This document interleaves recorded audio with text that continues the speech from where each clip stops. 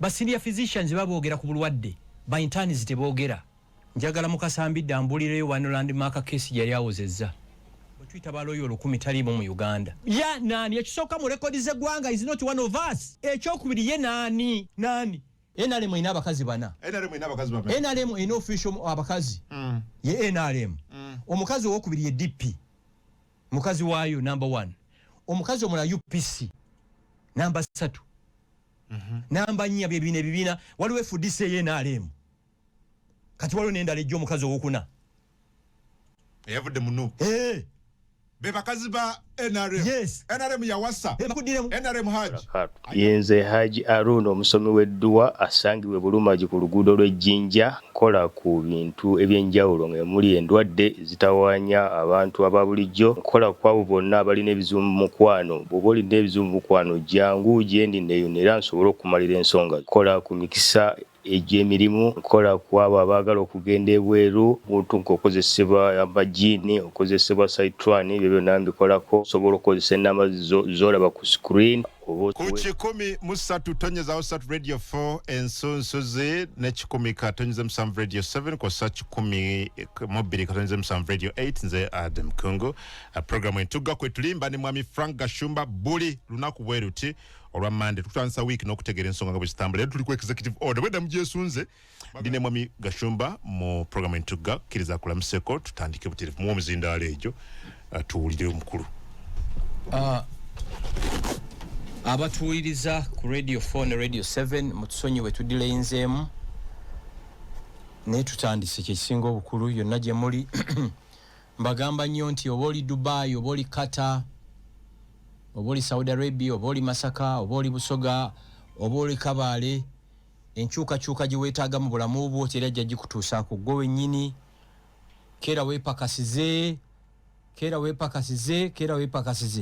obeemu n'akasente Abaganda balina alugero lugamba nti kange kasinga kyaffe katono naye kaki kange taking a decision wenjagalidde kino nkiddamu teri respectinga muntu mwavu teri mwavu ajja genda mu bwakabaka bwa Katonda kubanga buli muze omubi gubeera ku mwavu omwavu mu kika toteesa omwavu ne bwobanga gwe mu kereziya gobadde osinga okusaba omukulembeze bw'akyala mu kereziya oba kkanisa eyo bamusabira bweru kwolwo sokera ku machopa kase ate mu abawala ate abakyala it's even worse beeramu n'akasente omwana omala otya okusoma Makerere n'osoma UCU n'osoma Victoria University omuwala n'okkiriza okubeera wako okufumba emmere ey'omusajja n'okkiriza okubeera ko okufumba emmere ffenna abazadde tuweerera abaana baffe babeeremu n'akasente babeere economically grounded nga balinamu kasente gwe n'okkiriza okubeera waka mundi housewife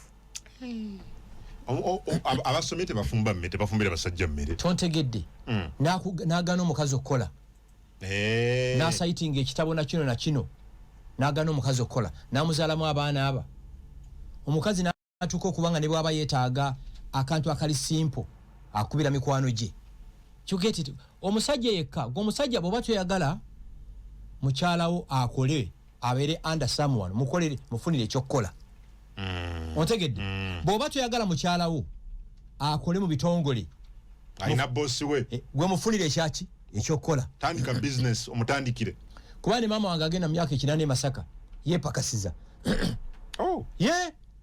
ate tenkanya n'afuna akasente era mu sizoni y'emmwanyi ewedde yakola miliyoni 3 mumwanyize bane temugenda wakasente teziriyo n'abaako n'akasente akake era mami yabeeranga nnyo bakita kikondoolo wane ekisipi kye beesiba wane abakyala nga mwateeka akasente ke ng'abaakola yes tewali mwaka balimi mu Uganda lwe beeyagadde nga mwaka guwedde abalimi b'emmwanyi teguliyo nakyogedde Busoga eyo bampisa okwogera mu bantu b'Ebusoga nga mawulire gye bali nga mawulire ebikaado byagwe ebbeeyi mubiteme musimbemu teri teeka ligamba nti Abasoga balina okulima ebikajjo mubiteme musimbe ki emmwanyi baakoledde ddala mukitegeeza oba miliyoni 3 mu meka mwemu sizoni emu sizoni gy'emyezi kale 6 ewaffe Masaka abadde talina bodaboda abadde alina enkadde yaguze empya abadde alina empya yaguze kamotoka abadde naba kumaliza kuzimba yazimbye season y'emwanyi mu mwanyi ongamba otyo omwana yasoma n'amala n'asoma primary olevu elevu n'agenda mu university zonna n'azimalayo addeko okufumba ettogo omusajja na confusinga nodda wako okufumba obutogo omusajja oyo enkyabwa singa afudde n'ava mu nsi I have many friends nga baali tebakola babba baabwe ne bafa I know what they went through wali omukwano gwa sijja mwogera linnya lino baawe yali yamukeejinga nga yamugulira n'emmotoka naye ng'ate waliwo driver takkirizibwa kufuluma mu kikomera unfortunately baawe n'afa n'angamba Frank lwe nategera the reality gwe omusajja bw'oba olina ebbuba lingi nnyo nga bw'olutikka ku loole tevaawo mukazi we mufuni ekyakola ki kyakola abeeremu n'akasente waliwo ebintu omukazi byatajja kugamba nti abyagala nga yennyini alina obikola ki obyegulira you get it waliwo ebintu ebiri personal kati nange ndi wano kungu bobanga kinganga singa ngambye nti wayiga shumba tugendeko mu governor tukyakale oba mezo mezenwa oli andowooza nga sina mwadde 10 nsooka kugamba sooka mpaka kadde teka wana kakadde teke mu nsawo ntuuke n'oggula kiwingigamu nga mugamba gwe bwe ntuukeyo nensayo ka drink kenjagala you get it nga kuteeka mu nsawo ne tugenda olwo mpaka kadde ulira kungu mama rahama towuliza kino kungu bw'otuukeyo n'osangayo ekyengera kya Allah ne mumbulaku nzirayo ntya waka newe natadde akakadde kange mu nsawo odda buzzi waka nfuna uba oba ninyakaboda nekakola ki so message eriemu mukole mubeeremu nesente mu abaana abawala abakazi mubeeremu n'akaki nakasente nze ate bine bagamba bw'omukazi bw'omwempawalinga akulekawo agende n'ekirungi bw'anaagenda nyina proti zenyina zemuyinamu be baana okimanyi nti omukazi asobola n'okwenda neyetunda ku speaking agenda kuwerera baana it's very possible mukole mubeeremu n'akaki abeeremu n'akasente yes well week eno week tebangawo guno gw'omwezi fenga we tulagenda eyo yetubijemedeko anti obuuze wiiki egenze eti nze ebadde wiiki yange ey'omwaka simanyi ala byantegekedde mu mwaka muno ebirala ne wiiki finally amaziga gaffe abavandimwe oba the indigenous Banyarwanda in Uganda omukulembeze yatusangudde amaziga president yabanalizaako amaziga kakati nebaze ntya Yoweri Museveni nebaze ntya Katonda otoli watandika lwagguse kungu between you and me omanyi kye tuyiseemu I know kungu manyi abantu betusanga wano nga show yakaggwa nga abatutayiza abanyimye passport banyima national ID Katonda mwebaze ntya Yoweri Museveni mwebaze ntya ntegera ndowooza buli muntu ankubira ate nno kati bulijjo bankubira amasimu nga mateeka ku speaker phone siwe kiri era mbamanyi bagendo Mr. Gashumba nze mutesi ndi Luweero ne muza nsonga ki nsaba kunyamba banyimye passport kuba mmanyi gyabakola ki yabalaga so twebaza Katonda nti essaala zaffe yaziwulidde lindako twebaza Katonda nti okukaaba kwaffe n'ensonga zaffe omukulembeze w'eggwanga yazitegeera byawedde really yes ampuliriza gwe atalabye ekiwandiiko kino kiriza nkikusomera olutandise because abali ku mitimbagano mwakirabye naye kiri mu kiwandiiko kino kya page zino nnya ojja kukkiriza nziyitemu lukwakwayo misinde well executive order kiragiro president kiba kiwandiiko president kyawandiise nga alagira ku kintu okubanga kikolebwa kakati kiri wano executive order gwe mutwe under article 99 1 and 4 of the 1995 constitution. Listen, tugenda speed ya yiri. Directive on legal and administrative processes and procedures to be followed in the issuance of identification documents to Ugandan citizens. By virtue of the authority vested in the president by Article 99 1 and 4 of the Constitution, this executive order is made this 23rd day of January 2025. I have consistently received complaints regarding the manner in which people applying for passports are sometimes treated by the concerned authorities. This mainly relates to how the question of whether or not an applicant is a citizen of Uganda is approached when he or she has applied for a passport. The issue of citizenship was resolved under Chapter 3 of the 1995 Constitution. It provides for the following types of citizenship. 1. Citizenship by birth. 2. Citizenship by registration. And 3. Citizenship by naturalization. Clearly, the issue is not the law or any gaps in it, but how the law is administered with regard to proof of citizenship by applicants for passports or other documents of identity. Therefore, since the challenge is administrative in nature, I hereby direct as follows. 1. Every Ugandan citizen has a right to a passport or other travel document and to enter, live, or return to Uganda. 2. Upon receipt of an application for a passport, officials of the Directorate of Citizenship and Immigration Control should address themselves to the provisions of Section 40 of the Citizenship and Immigration Control Act, Cap 313, which only requires a person to produce his or her national identification number, NIN, and to comply with any other requirements prescribed by the board. Where there are other requirements by the board, they must be published, known, and based on the law. 3. The concerned authorities or institution must also properly address themselves to the provision of the 1995 Constitution and the laws enacted regarding determination of citizenship or registration of persons. 4.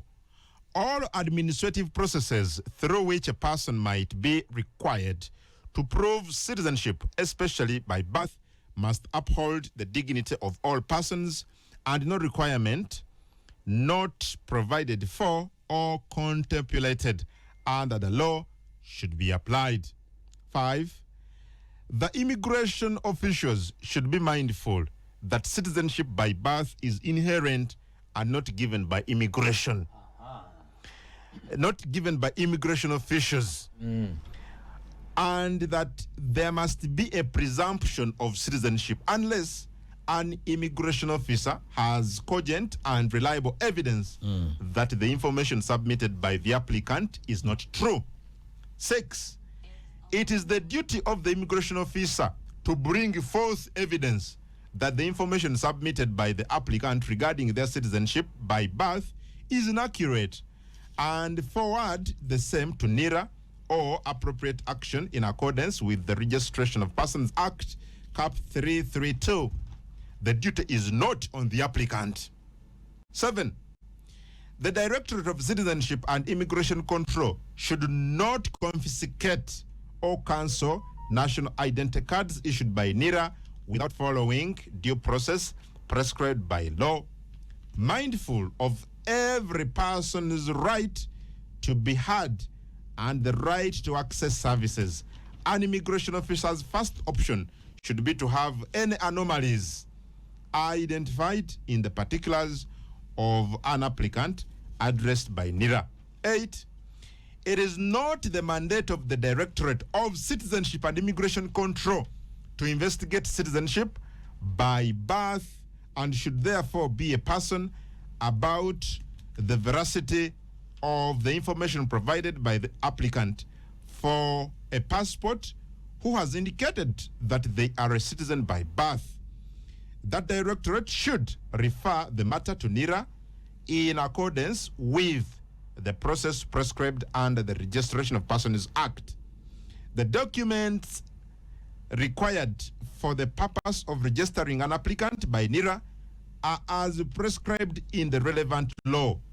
These are birth certificate, voter's card, driving permit, baptism certificate, etc. Where an applicant is unable to produce any of these documents, a relative of the applicant may identify the applicant under oath through statutory declaration as permitted under the law. 10. The requirements for acquisition of passports or identification documents must apply to all applicants equally, regardless of the tribe, ethnicity, or community.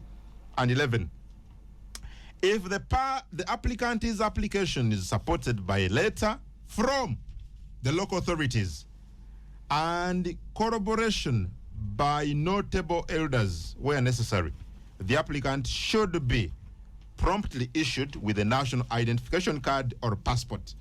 The local authorities in this case are the chairperson, LC1, the chairperson, local council 3, the Gombolola internal security officer, and the RDC. If in the future it is proved that a person issued an identification document or a passport is not a citizen, the national identity card or passport can be cancelled.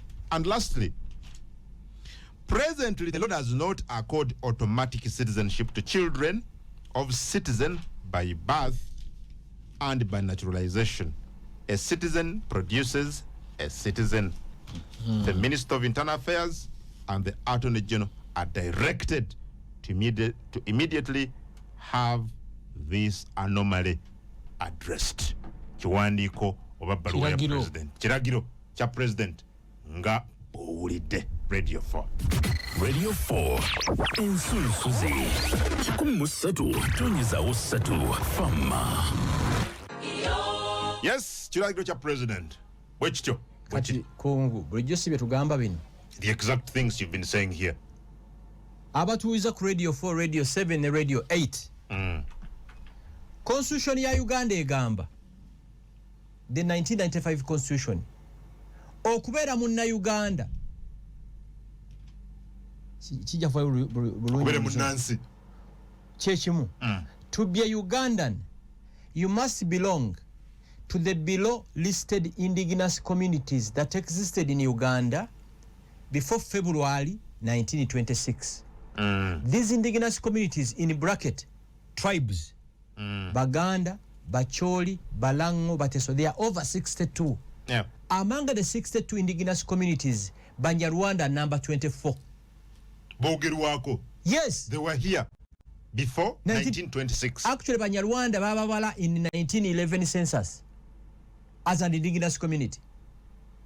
Naye ulino mutawana gubadde fera contention webadde. Nga omuganda bwagenda okusaba passport oba national ID. Omuganda ayitibwa Kiwalabye nga bamugamba tambula ng'omuganda. Nze Kiwalabye Peter neddira Kobe nga baganda jjajja wange egundi nga bamugamba wasomerawa primary oba nagisomera Mengo primary, O level King's College Buddo, A level oba na Miryango nga bamugamba linda ku Lwokuna ogende e Kyambogo bakuwe passport yo. Indigenous Munyarwanda Kodi Gashumba, Kodi Kaitesi, Kodi Mutesi, Kodi Mutoni, Kodi Mbabazi ye bwagenda okusaba passport nga bamugamba tuleetere ebiwandiiko ebiraga. Tebamugamba nti tambula ng'Omunyarwanda, bamugamba tuleetere ebiwandiiko ebiraga nti bajjajjabo baali mu Uganda before 1926. Tewali abiyina. Ate ekikulu mwenna abatuuza nyala mukimanye, egyo emyaka gyonna tewali munna Uganda gwe bawa residence certificate nga bw'olaba national ID. By the way, national ID seleke certificate tebyaliwo. Ffe nga tugamba aba immigration nti abantu baffe mubasosola. Lwaki ebibuuzo bimubuuza abalala si mubuuza ffe, mutubuuza ebintu ibiri impossible. Kati waliwo rift between Rwanda and Uganda. Era tusinkana president between Rwanda 2019 ne 2022. Yes. President n'agayidinga nti olw'okuba waliwo obutakwatagana obuliwo naffe okunyweza ebintu byaffe buli applicant addeyo mwero si gyakola ki yava ekakase nti omwana gwe bayita Mutesi, gwe bayita Gahima, azalibwa Villa Maria, Kalungu Sabu Kaunte, bula aleete ebbaluwa okuva ku LC1 paka LC5. Tewali Munyarwanda indigenous gwe baali bagambye ekyo n'agaano gireeta nga bazireeta olumala obireeta nga bamugamba bino bireese tuleetere ku bifaananyi by'amalaalo g'abajjajjaabo. These are facts. kati olumala bileta nga bagamba gula obutuuze naturalize president yakyogedde bulungi nti a citizen bears a citizen munansi azaala muki munansi tasobola ate kunguza butuuze twebaza katonda olw'ekirabo kya president Museveni ne the ability ensonga eno gitegera at depth ekiwandiiko kiraga nti yagitegedde bulungi nnyo mwamunnyonnyola n'ategeera yatuwa olwasooka ze yampa essaawa emu n'ekitundu 1 on 1 temuli muntu yenna ekyali mu meeting eyo ntebeera mmeeza nenjogera nentuuyana naŋŋamba bakuwa amazzi nti bagaleete naye n'ayimuka n'agenda mu kolido nadda ne mulaba ng'akuba amasimu akubira ono aseekinga guidance from the Attorney General's office kwolwo n'aŋŋamba omanyi njala ku meeting executive yo ne ba victims naye n'aŋŋamba nti yajja kubeera ne ttiimu y'aba lawyers ne muganda naffe tukkirize tujje ne ba lawyer baffe lwali lwakutaano nga tugenda ba victims executive ya council of abavandimwe ne ba lawyer baffe a meeting yamala essaawa nya that was last year I think in October natwashuwalinga nti ngenda kwissuing executive order bakitegeeza vote of no confidence mu minister wa internal affairs n'abamuli wansi kitegeeza simple mathematics vote of no confidence kyolemeddwa okukola omuki omulimu gwo really yes so ekiwandiiko kino kiraga nti vote of no confidence in Kayindo Tafiire ate kino njala mukimanyi okusosolebwa kuno kuba ati it speak nga Kayindo Tafiire minister ulira netuvaayo mba it was a Friday mba ndiyo mikwano gyange ba minister nga munana nga bagagashumba mwebaze katonda ensonga yamwe etuse mu cabinet nti president bwe yatumiitinze na briefinga cabinet mbu ba minister nga 30 bonna nga baga nti muzeeyi ekyo kituufu abantu baffe babonaabona baba passports jukira twaitwa pensioninga parliament ne waita week emu ate right honorable Anita Mongo natuwandiikira tensonga ze mwaleta kufula ya parliament akakiiko ka internal affairs nako kaleese ebyako mujje tubibanjulire ne tugenda mu parliament petition yaffe kiwatutute mu parliament byonna bye twateekamu temwalimu kirimu byonna bye mwateeka byonna akakiiko kabignoring kakulia musajja wamuyita Kajwenge yes omanyi mbaka wa parliament fene tugamba fine ennaku yaffe togiraze parliament n'ekisinga obukulu parliament etegedde nti waliwo okukola ki okusosolebwa ne tuvaayo no kakati tuba tukyali mu parliament prime minister Robina Nabbanja n'ayimuka n'agamba speaker nti ensonga eno yatuuka dda mu executive era twashuwalinga bannansi bano nti by January tejja kuggwako nga executive order tekoze eki tefulumye ne tukubira mu Kamenga ne tufuluma bwe tufuluma last week mba ndyawo nga nfuna simu okuva mu State House Timisa Gashumba yes president ayala kuddamu basinkana ku Lwokubiri I think it was a Tuesday nga ntegeeza bannange nga tugenda olwatuuka mu State House nga executive order agina mu ngalo nawa background ya Africa byonna abantu bamigrating nga batya biki natuuka no bagamba bana babatawanya ne borders zino tezaaliwo luli edda omuntu yasalanga buki busazi natugamba executive order yino nagisoma yonna kati bwamala gisoma mu group ezali mu State House waliwo group ya council of abavandimwe bwe twava mu State House luli twina ba eminent leaders ba senior lawyers ba Didas Nkurunziza ba Peter Kabasi abasajja waliwo Luhinda abasajja bategeera amateeka ne tugamba omanyi weno bituuse twetagamu abakugu mateeka kati bakugu mateeka omu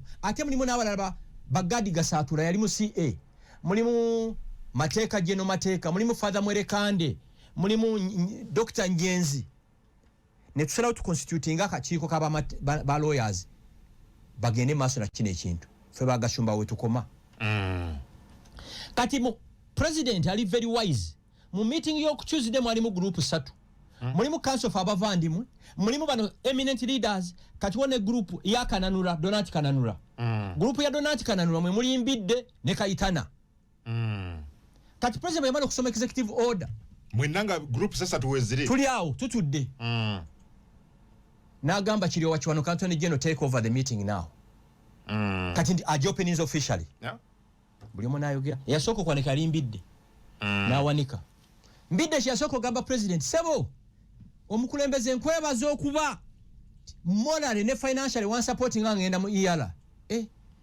nengamba bavuba mu 7 emisana yabateeka mu sente nensirika bwemba Allah mpe ekibonerezo Dr. Mbidde nja kubonewa n'enchambi mubuuzi beautiful bwemba nimba Katonda mpe ekibonerezo mmanyira kati awulira n'agamba sebo president nkwebaza ne sekwebaza yenna bwe nawaaba omusango mu EALA gwe wasasula balooya bange awe nafiira nengamba bana abasajja bavuma mu 7 emisana ng'ekiro yabaliisa ekyafembayo neyebaza mu 7 sebo nkwebaza ente 50 ze wampa ku mbaga yange gwe nengamba tuliwa tuli mu kwanjula tuli kuki naddamu namuga sebo ne mukyala wange muleese omulabeko mukyala we yali nayinze gwe gwasooka n'omwetegeeza officially nengamba mu 7 yayise executive zo bayayise family netusirika Mukasa Mbidde natandika okwogera nayogera benabiwuliza namugamba mumaliza nti yes namugamba stop that nonsense, stop inciting my people. You don't know Uganda better than me, you don't know Banyarwanda better than me. Kubanga Mbidde aliyo by the way successfully bachita batya mu luzungu, he has confused the people. Agamba mbu Abanyarwanda bokka mu Uganda bali mpololo bali kisolo n'entungamu. That's total rubbish. Ebyo president yabyogera. Constitution ya Uganda protecting all indigenous communities. President Gali Mukamu very gwe manyo ina mikwano gyo mu State House babuzi. The man was boiling. Stop confusing my people. I know you are an opportunist. Namugamba stop bringing yobuyaye from DP obulete one.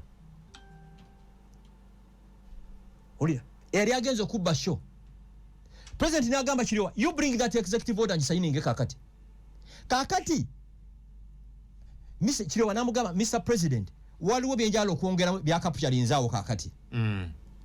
Mbidde nagamba president sebo tukusaba ekirozo kya executive order kiveeko. Awo he's forgetting to wetwogera kati waliwo omuntu yagala ogenda India bamulongoose nga talina passport.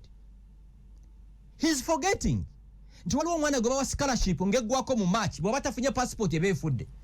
He's forgetting nti waliwo omwana yagala ogenda Dubai yagala ogenda Kato kupakasa. Owulya sebo mpulida gano mazima genjogera. Abantu batandika okwanika emikono ne boogera abala ne boogera. Nambuuza nti Gasumba leero toyogedde. Ne mugaa ati njogereki. Ekindeso kikoze eki. Sebo tukwebaza okunaazaako abantu amaziga Abanyarwanda bonaabona mu ggwanga muno. Tukwebaza nnyo ne ngamba abantu mwenna muyimuke. Tukubire president engalo. Abantu bonna ne bayimuka, grupu ya Mbidde yasigala etudde. Inclusive of Mbidde. Tekyabasanyusa kino. Fe. No bana abasigala batudde. Bo banoonyi. These are scavengers. Omanye ensega erya kifudde. Kubanga adde balimba abantu. Mbu article 10 yeriko buzibu. Article 10 teriko buzibu. Omutabana guli how they apply it. Owulidde? So wali basigala nga batudde. Balinganga 11. Grupu ya Mbidde. Nenyimene nga mubengalo nali ekitugu mwaziwulire. Basigala bakoze eki. Yali abakulembedde Mbidde. Ye Museveni gwe yawa sente mu EALA, gwe yawasiza omukazi, gwe yasasula n'emisango. Owulya ndowooza. Obukiba buyita batya? Obusiiwuufu bw'empisa. Owulya. Badde banyi mwenna mwina ekigendererwa kimu kyakulwanira ddembe ly'Abanyarwanda. Mutyenga nnyo be bayita ba career politicians. Omuntu gw'osinganga okutya gwampuliriza ye muntu ng'omulimu gwe byabufuzi. Byabufuzi teri kirala. Ulira Mbidde yali mubaka wa EALA. For 2 terms, those are 8 years. Mbidde atulage bwe yali alese ensonga eno ku furo ya EALA. Mbidde munene mu DP. Ebyo tobidawutinga. Mbidde atulage press conference kwa leegedde ku nsonga z'Abanyarwanda. Ola Mbidde he's an opportunist. Anoonya constituency y'Abanyarwanda agifuniramu ebibye adduke 10. Really? Nkubuuziza ekibuuzo. Kungu oli munnamawulire atali wa bulijjo ndagayo on record emyaka egiwedde 8 nga Mbidde ayogera ku nsonga zino. Mbidde kisooka yatwegaana era Mbidde bw'abeera ayogera yaganze ndi munnamateeka w'omubano nze ndi munnamateeka tagamba nti ndi munyarwanda ndi muki munnamateeka owulira ne munira mwennyini Mbidde yeeyita muganda nga mukama we Kananula ne Kananula muganda Kananula munira yeeyita Bufumbira okitegedde mpulira kaakati ssebo mukuba mu ngalo mumaliriza tumaliza bwe tuti waliwo omukyala adisi we Wakiso Mbabazi ng'ayimuka nga yeebaza Museveni n'atugamba muddemu muyimirire baasigala batudde omanyi lwaki simanyi balemye okusuuza ekigambo ky'executive order buuza bukyana yaliyo bukyana mukwano gwange bukyana bawala be babiri baba mu passport you get it Mbidde yeenoonyeza bibye bwe twavudde mu State House ebibiina byonna ebiri legit twakoze press conference ku Serena ey'olukaminga executive order nga twebaza Katonda kati kankuzeeyo emabega waliwo ekibiina kye bayita Omubano kyekyaba Mbidde Mbidde kibobabowa ekibobabowa kimanyi kyekito kyesiba ku muti surviving ekibiina ekyo yali akikulembera briefly just 3 minutes into breaking it down Omubano kibiina ekyali kirwaniye eddembe ly'Abanyarwanda mu Uganda kyatandikibwa 1995 kyatandikibwa Muzeeyi Higiro Ssemajjege yali Minister Mengo owulira ndowooza nekibama omusajja gwe bayitanga Gadi Gasatura I think yakirimu Gashegu mukyala Kamuhangire n'abalala Kananula tiyalimu ba founders kakati balonda obukulembeze balonda Kananula nga chairman Kamuhangire nga ye vice owulira paka biringa mukaaga ne batyo mutakwatagana Kamuhangire nga agamba ffe tuli Banyarwanda be Uganda ensonga za Rwanda tezitukwatako Kananula nga agamba nti n'ebye Rwanda bitukola ki bitukwatako era nze wenzikiziganya ne Kamuhangire we are Ugandans ebye Rwanda tebwagana kumanya Rwanda tugirabanga Kenya nga Tanzania twagala President Kagame twagala banansi ba Rwanda we are not Rwandans owulira nga bateekawo okulonda 2010 Kamuhangire yali vice nga ajjayo empapula nga ne Kananula ajjayo empapula yagala kufuuka chairman bitabusemu yes baduga nga tuzeeko komyo bateekayo okulonda 2010 Kamuhangire vice ne Kananula abadde chairman bajjayo empapula okulonda kwali ku Kitantaawo waliwo abantu abawera omutwala bajja okulonda awo Kamuhangire nga wangula Kananula nga benkona wansi olw'obuswavu bwa Kananula ng'akolayo Omubano omulala faction number 2 ng'agenda baguli registered as company registered by guarantee jukira Omubano gwa registered in National NGO Board nga babisanya unfortunately Muzeeyi Kamuhangire nga alwala yafudde last year I think in October Dr. Kamuhangire mukama mumuzemini ye yafudde nga chairman w'omuki Omubano so there are two factions mu Mubano nzija Kananula that crook Kananula nga ategeka Bambidde n'akavuka ke bayita Kayitana nga bateekawo okulonda omanyi lodge eno gye bayisa Musa Courts lodge eri waggulu Musa Courts njimanyi eyo we bateeka okulonda waliwo abantu nga 40 nga bagamba mbu Kayitana ye chairman Mbidde National Legal Advisor ne title ya National Legal Advisor mu Mubano tekola kiteriyo nange akugamba ndi lifetime member w'Omubano singa okulonda kwa legit nange naligenze nekola nenonda so kino kibagamba nti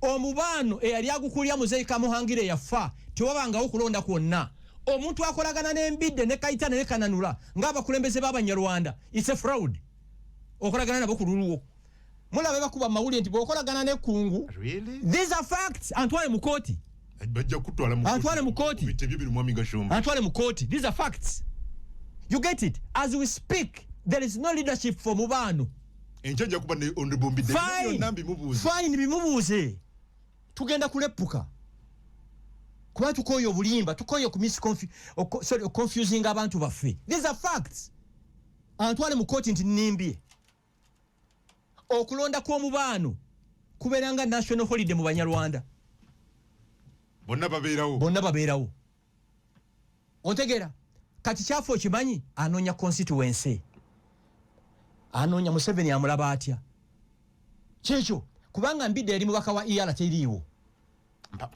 linyako mukulu mu DP siwe kiri DP NRM yagiwasa vice president wa DP kati no kankuli NRM yagiwasa mboza NRM ina abakazi bana NRM ina official abakazi ye NRM omukazi owokubiri ye DP mukazi waayo number 1 omukazi omula UPC number 3 namba 4 bibina waliwo FDC ye NRM kati waliwo nendala ejjo omukazi owokuna yavudde munu be bakazi ba NRM NRM yawasa NRM Haji aina haki nnya watutukera mu 2026 eyinza kubanga efunye haki eyokutaano NRM yawasa DP eyomu haki emu newasa UPC haki ya kubiri newasa FDC group emu gyotegedde haki ya kusatu kati ne mu nuupu yayongeddeko omukazi omulala haki ya kuna ontegedde NRM ya haki haki nya officially neyokutaano ejjange nagibawulya ku mande ejja okay mwami Gashumba njagala kutwala ku bigambo bye muzze mwogera because for example bino byonna nga bibaddewo okay before you get there so muvayo mutya muvayo nachi before I come to these questions nga mmwe na ebibinja bino muvayo mutya how did you get out of State House president amaze okusaininga what happened nga Mbabazi amaze okwogera kakati Mbabazi bwe yamala okwogera president you know abera musajja ali busy nnyo ne tumusaba ekifaananyi kyenalabidde okugamba mu eminent leaders abwali mwalimu ne bajjaji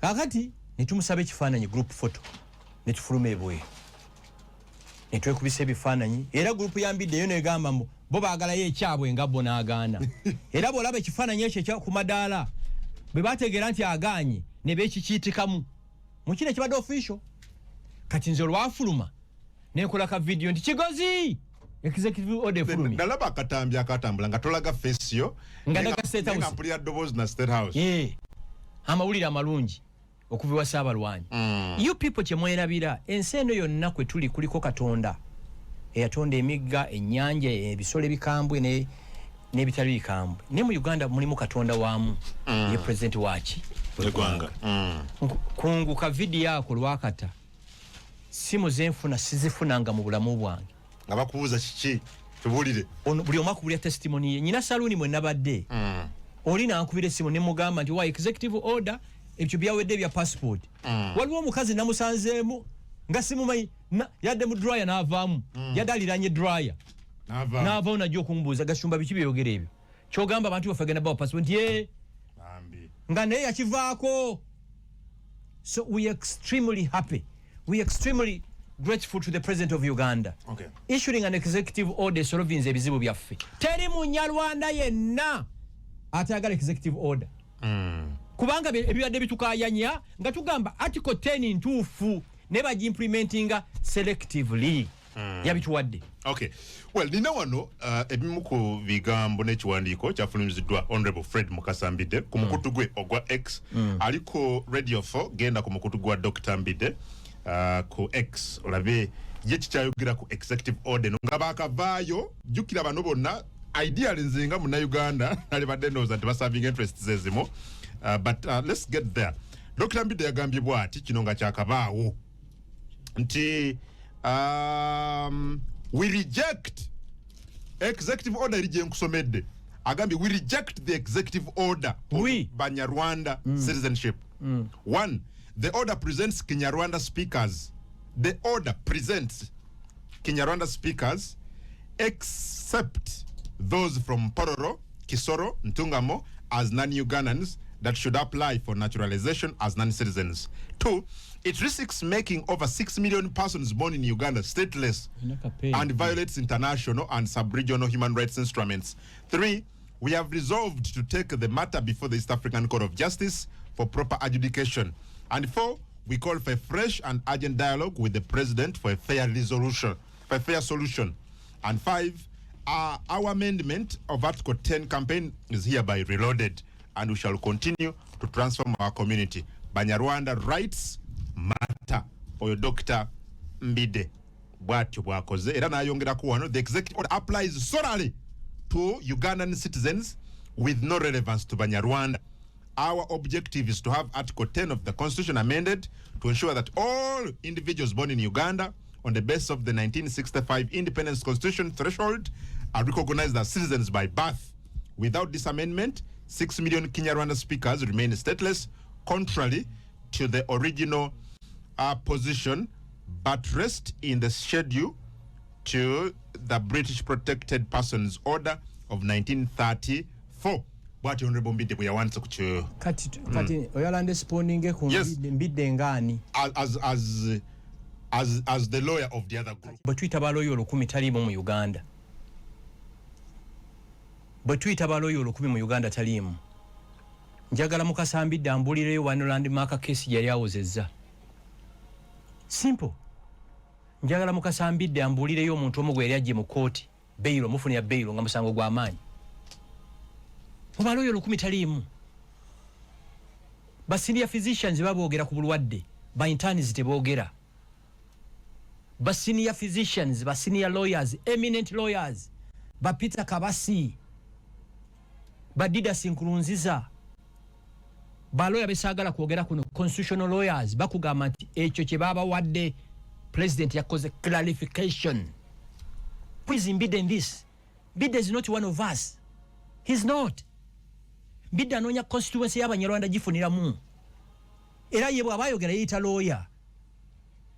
Peter Kabasi gwe nkugamba beba lawyer wozezze emisango janna gomola ye yajja kayihula mukomera. Didas Nkurunziza ba lawyer myaka aga. Ana era bali mu State House. Kungu nkubuzemu ekibuuzo. Oli musiru? Tusobola kunkupita. Excellent.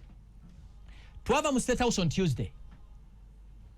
Mbide and group eyakananula ne bakola press conference ku speak nga bavumira executive order siba kiri nga ne executive order tena bakufuluma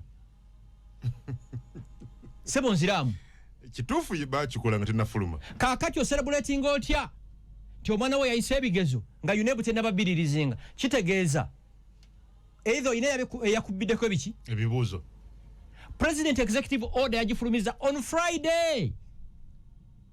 Okitegeera gwomanyi politics ndoza n'okunsinga wano kungu singa ogenze mu kalulu n'okakasa nti gwe wakawangula naye Gashumba yakubba mu kalulu tosobola mushuwinga the following day oli bagazetinge Gashumba siba kiri kati Mbide eyagamba mbu we reject it him and who ye nani yagamba we ya nani ekisooka mu record ze gwanga is not one of us Abanyarwanda. Yes.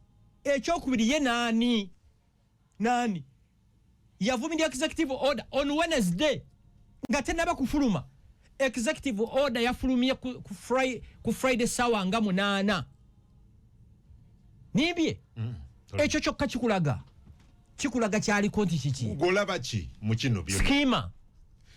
Well, but he's not alone. Well, na ulideko Kaindo Tafire, Minister wa Internal Affairs. Kaindo Tafire. Abatumiza kambazanye ku dobozi lino, if you don't mind. Yes, izanyi. Uliza ali ku Radio 4 ono Kaindo Tafire Minister wa Internal Affairs. Ministry directly responsible ko national IDs, ko passports nebirala. But yebo ya responding. Yes. Yabada yogana radio ya CBS. Uliza ebigambo be. Gasumba wataina magezi ilianza kugotonesha turugeni lako sote wewe sikia baku gasumba wataina magezi ilianza kugotonesha turugeni lako leo ayaga kola makuru Wazewu enkalu kakati ulira njagala kukola makulu bebagabye emidali bampadde omudali emubende Jeno Tafire abamu ku baana bo mikwano jange sagala kumprovokinga into the fight jensinga okutegeera. Get a mass. Jeno Tafire nkwegayiridde. Don't provoke me into insulting you. Don't provoke me. Kubanga nina capacity. Nkurespectinga as a senior leader. Bogama nti byagashumba tebina makulu. Si byagashumba. Ewaffe mu family. Daddy waffe yasooka ofuna passport 1974. Mami wange 1978. Mu family ewaffe tewali gwe wali ba passport. Bino si byagashumba.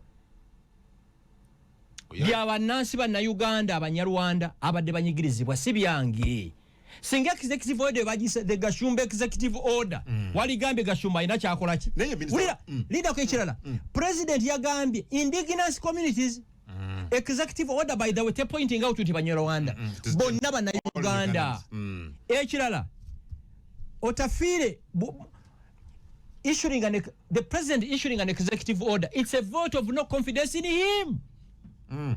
Owulira kiringanga bonobera nga makanga mukyala wali falinga kubawa neighbor ulikasera, that's a vote of no confidence. Kiringanga bonodanga wakanga obogole abana timbanyize kitamwe, that's a vote of no confidence in you. byokola byali badde bye Yes, Otafiire bino yali badde yabisolvinga jeje odongo yagezaako actually okubonabona oba okubonyabonyezebwa kw'Abanyarwanda mu Uganda kugenza at its speak ng'Otafiire minister atenzo Otafiire bakola statement ingezo ne Babu Captain Babu linako Otafiire bakola statement ingeyo ngamba mukama webale nnyo finally the snake in him getting out kati Otafiire netumutegedde nalabye bukadde wange Babu manyi bwe nkurespecting amutabani wo mukwano gwange nkwegayiridde ekintu bwato kimanyi kitubuuzeeko ate Babu yakoze ki? Babu sebo ne yatulumbi Babu saagala kulumba kubanga gwe omuyindi Babu muna Uganda ate Gashumba simu ki so Captain Babu mbegayiridde muli basajja bakulu mba respecting don't provoke us kino nkyogera ku radio 4 Otafiire ddamu provoking oli minister so what yagamba mwina butakanya na group no yakikonyeko linako kazanyi uliza bigambo binali ku radio 4 aganti butakanya bwabwe bwe batawanya era naganti tewali na kipya yaganti agano implementinga agane yaganti tewali na kipya mu bino agane kanzanye dobozi lino polisi yaffe tubadde tugenderako tewali kipya kyali tewali kipya tubadde tukola ekyo kirimu kye tubadde tukola okujja ku nti bano Abanyarwanda balimu ebiwanyi bibiri balwanagana ekizibu kibadde naabo abananka ab'ente Abanyarwanda kubanga polisi yaffe kigamba nti Abanyarwanda bokka be babadde bebagwira betuyita abagwira abananka bali mu Uganda waliwo abantu owulidde ekigamba bagwira soka tukomaawo owulidde ekigamba bagwira Abanyarwanda sibe bagwira bokka kati kiregeza yabatunuliranga bagwira foreigners Otafiire mu maaso minister wa internal affairs atutunuliranga abagwira Abanyarwanda sibe bagwira bokka. That's interesting. Kati gwe kungu nakugamba nze byemulaba ku TV si byendaba byemulya si byemampulidde abagwira. That's the minister for internal affairs, meaning mu maaso g'Otafiire tuli bagwira. Era kyovula kino ekigambo kyo naturalization kizze nnyo ku mulembe gwe ekyo byagamba mu rifts ekisooka katoni wetujja kakaka aba Kenya amawanga ag'e Kenya nga abateesooti abamu aba Kenya abalala ba Uganda waliwo Abasudani waliwo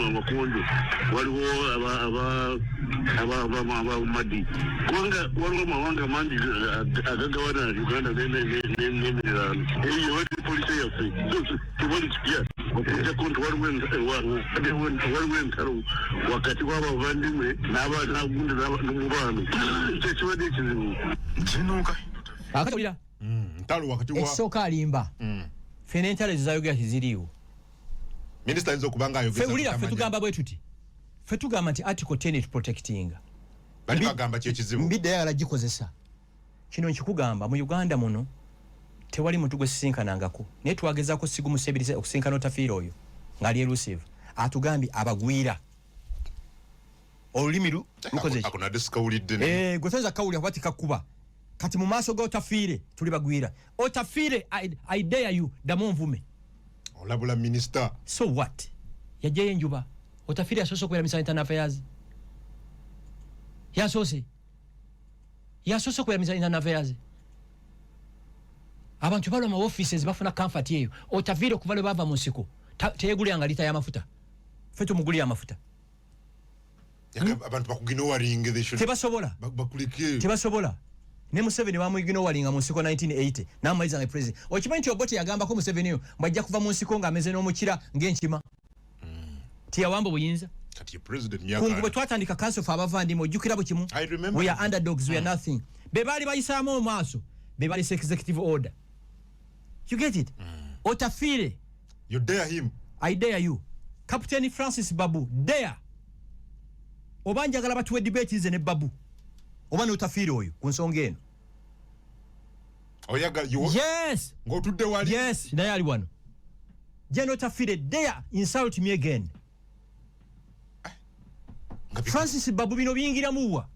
Babu okimanyi gwolina muyindi wano. Gwolina rights mu Uganda okusinga ffe. Anti Captain Babu muna Uganda. Atenze. Nawe oli muna Uganda. Sebo yagambye byayogedde nabyo biwanvu nnyo. N'ekyo emyaka gyammwe mukuze muli tayalinge. Babu oyo mbadde mu respectinga mutabani we mukwano gwange. Nga sagala confrontation yonna. Abaana baabwe basomye n'abaffe. Okitegera ndowooza. Noonya makulu. Executive order ya family ya Franka Gashumba gwe bagendo jiwa. Kaindo tafita go ononya makulu. How? By the way, ensonga z'Abanyarwanda ze zimanyisize gwanga. Aha. Otanze kuvayo kwogera recently ku nsonga ze. Kati kankubulire. Nsebadde kumanyi bangali yonna. Nze singa mu Uganda bali ba awarding awards entufu singa nyina awards 1000. Social injustice nji fightinga. Omwana ayitibwa Aisha Nabukeera. Kwe twatandika okuya. Tumujjukira bulungi. Ono mvubuka yattagundi oli omuwala era gwe. Nabukeera twamuyamba okuva mu P6 n'asoma paka university kati abeera mu America. Gashumba yenoonyeza bibi. Mukwera Nabukeera Gashumba anoonya biki? Desire mirembe. Kino ekisajja gwe kyatta ne kimusuula mu bikajjo. Nga bulina kunsiiba mukono ku making sure nti ekivuka kisibwa. Family yekyo ekitemu. They offered me 250 million.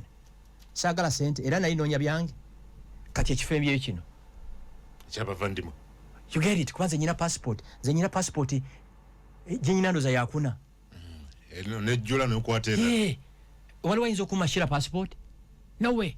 You get it? Ne wali yakawala nga kashira akali engoma, akali ekalungu, akali ekakuuto, akagalo gende Dubai okupakasa. Bakama passport. Ngataka akaana kana Uganda 10 kuki? Kuki 10. Minister bino bina tabimanyi. Omanyi bali mu comfort zone mbidde mukasambidde. Mbidde baba talina passport emifu ina ya green. Mbidde na imya masoga president. Sebo ekirozo kya executive order kya abandoning. Sijja kuvuma mukasa kubanga luli muganda wange embaga yo najiriko nange watata wange aliyo mu kwabyo olumbe. Ne mu manyeti kuli decision je mukola eino munaku gwekola ki? Why can't you sit as the members of the same family? You resolve these issues. First of all nzena siku musebiri sesa dunga mugamba nekati we kyatuuse nekisinga obukulu press conference twakoze ku Serena Abanyarwanda bonna bali supportive okujja kuno bagezako confusing ulira yagambye mbwagenda kuwaba mu East African Court of Justice ekisooka East African Court of Justice interpreting a constitutions Ochiulya mivule tula wana nyingi doa. Katukole mkatone nye wetu just a minute. Azetula bako yingi doa. Mwamba saja mivule pwade nensolo nkambwe. Kekali wewe lenyo mgana nga goverera nabala mwe nabasindi sobaka ndoza mami Gashumba tumbe. Maliriza bwenti ntimwe nga Banyarwanda baba vandi mwe indigenous Banyarwanda mwe naje muli twagala tu dedicating omwezi mulamba nga tusabira President Museveni mwabavandi mwe naje muli oba Banyarwanda buli lunaku musala giteeke mu President Museveni ekyokubiri mu 2026 bwali bajje empapula era kyemanyiza agenda okunona omulwadde omulema ali mu ICU ali ebutabika ekirabo kye tujja omuwa kwe kumulonda ekirala bw'oba wagibwako passport bawamba national ID yo bakudeactivatinga ku NIRA platform kube namba eno 0708 500 444 njiddamu 0708 500 444 enamba yerine ku WhatsApp mpozi n'ekirala ekiro kya leero Bukedde TV esimye ngenda kubeera kabinkano ene ensonga si yakusaaga twebaza Katonda enja kumaja sanyuka TV muwulire marathon interviews ezo twebaza mwenna batuyambi twebaza kungu mu lutalo luno twebaza speaker right honorable Anita Among ne tusaba mukama mumuze mirembe Jacobolanya kubanga yatuwa strategy eno yetubadde tambulirako Jacobolanya ne twebaza mwenna executive member ya Council of Abavandimwe Dr. Muganga Ngarambe Bahati Mbabazi Ntale, Meja Nyandwi, bangi nnyo Rogers Bulegeya mwebale kubanga twavumwa buli kivumo ne tulemerako. Okay. Uganda Human Rights Commission, thank you so much. Okay. Equal Opportunities Commission, thank you so much. Baloya KTA Peter Walubiri ontegera ndoza but Dennis Nyombi Mutabingwa baloya badde batugayidinga banono the best brains ontegera ndoza abatuyeme mu kintu kino tekituuse olwa kuzanya buzanyi no kwebazeera Katonda nti President Museveni ekintu kino yakitegeera at length. Okay. Ontegera ndoza so abavandimwe mwe n'abanyarwanda mwe na mu Uganda finally mugenda kweyagala ng'abantu abalala mujjukire Raida eri mugundi eno executive order eno tewali wanira ne immigration ayina right okudetermining who is a Ugandan kirimo executive order. President yana aganti bwe mukizuula nti oba omuntu bwati ne bwati yafuna passport mu bukyamu mumuyite bwe mukizuula nti yagifuna mu bukyamu wali etteeka erimukwata uttering a false document than you becoming bana basajja badde bafuuse ba complainant ba judge no gatona genda ku judge complainant ba investigator ba judge executioners you get it. Finally tutandika okwerabanga banna Uganda tutandika okwerabanga abantu abava ku lukalo lwa Africa kunguze n'ensingi tambudde siberangako mu Europe omuzungu tayawula nti ono omuntu yava Ghana ono yava Zimbabwe ono yava Rwanda fena tuli baki because senyinza okusaba singa waliwo amendments ezikolebwa mu constitution bajjemu kana akantu nga bojjuza form oteekako eggwanga lyo kunguka singa ogenza okwaba ku CPS you are required to tell your tribe atene go wabide naye ateekeyo ki tribe omusango gw'empaabo bagwenziziza gukwatagana gutya n'eggwanga lyange ebyo bye bipromoting okusoserwa mu mawanga fena tuli banna Uganda abanyarwanda mubawasizza n'abaana bamwe naffe tubakoze eki twawasizza tubere mu Uganda fenanga tujeyagaliramu mukama abawe mukisa akume tuddemu nga tuzze